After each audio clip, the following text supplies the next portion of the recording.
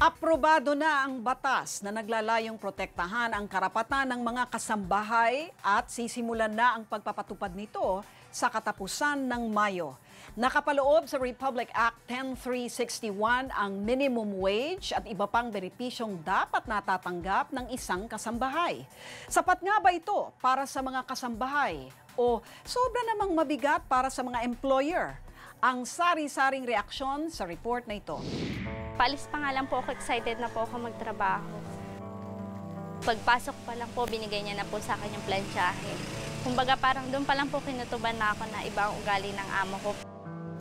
Inaasa lamang ni Joanna ang pantustos ng 3 anak sa sahod ng asawang karpintero.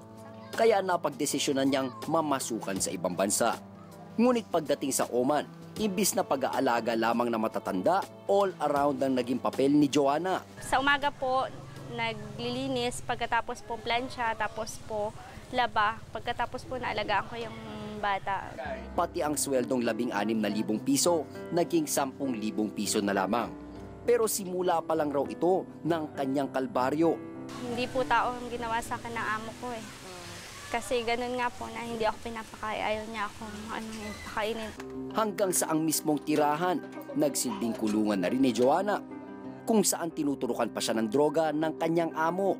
Pagkatusok niya po sa akin, parang wala lang po sa akin. Kaya lang parang feeling ko parang lumilipad po ako gano'n. Tapos yung pinagplansya niya na po ako, doon po ako bumagsak. Isa lamang si Joanna sa mahigit 150,000 domestic worker na nangingibang bansa pa dahil sa laki ng sahod kumpara sa Pilipinas.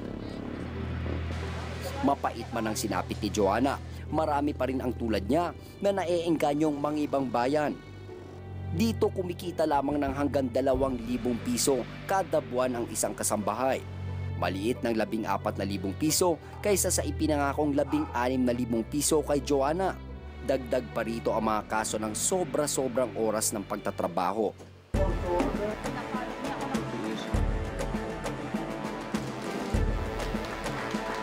Matapos ang halos 20 taon, naisabatas na rin ang panukala na magpoprotekta sa karapatan ng mga kasambahay. Ito ang Republic Act 10361 o mas kilala bilang Batas Kasambahay. Ito po ang nagdalayon na i-professionalize po ang ating mga kasambahay. Ito po ay nag-recognize sa ating mga kasambahay na sila ay katulad na rin ng mga nasa formal sector. Binabantayan ng Batas Kasambahay o Domestic Workers Act ang karapatan ng mga kasambahay, yaya, tagaluto, tagalaba at hardinero na nasa edad 15 hanggang 18 taon. Nakasaad din dito ang pagtatalaga ng minimum wage para sa kanila. Para sa National Capital Region, nasa 2,500 piso ang halaga na sasahurin nila sa isang buwan. 2,000 piso naman para sa mga chartered cities at first-class municipalities. At 1,500 piso naman para sa iba pang munisipyo. Yung mga factors dyan, di ba, yung cost of living, yung capacity ng employer, pinag-aralan po yan para makaabot tayo doon sa napagkasunduan na 2,500. Para sa mga sumasahod ng mas mababa pa sa 5,000 piso, responsibilidad ng employer na mabigyan sila ng mga dagdag benepisyo. Sa ngayon ay covered na rin ng SSS, Pag-ibig in PhilHealth. Lahat ng premium contributions, pati yung contribution ng kasambahay, ay dapat po ang magbabayad noon ay yung employer. Kasama sa benepisyo ang 5 days leave with pay, 13th month pay, pahinga na aabot ng 8 oras kada araw, at 24 na oras na pahinga kada linggo.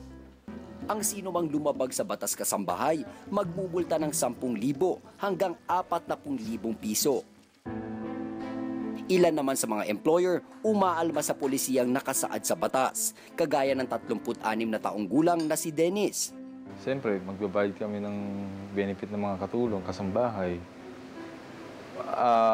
Parang asal sa amin, parang pupunta kami sa o kung sila naman magbabayad ng mga benefit nila, baka hindi ibayad, baka hindi ihulog sa kanila.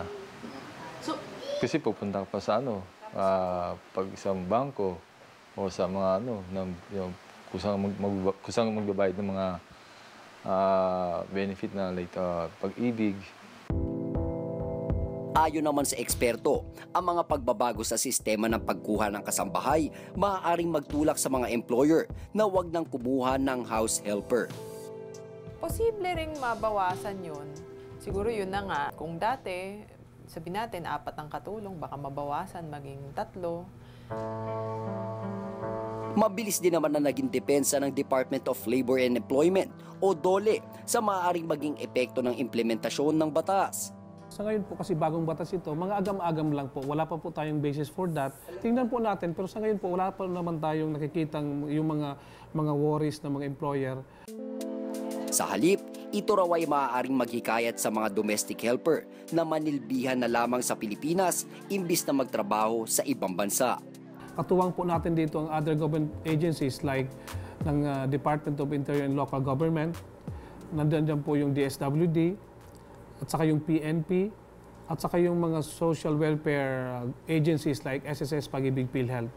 So sila po ang mga katuwang natin para po maipatupad natin ng tama ang mga probisyon ng ating batas kasambahay. Gaya ng bawat manggagawa, karapatan ng mga kasambahay ang masuklian ng wasto ang kanilang paninilbihan, pero ang pagtrato sa kanila ng may respeto at dignidad, higit pa sa anumang halaga. Ako po si Renzo Ongkiko, nag-uulat para sa Reaksyon.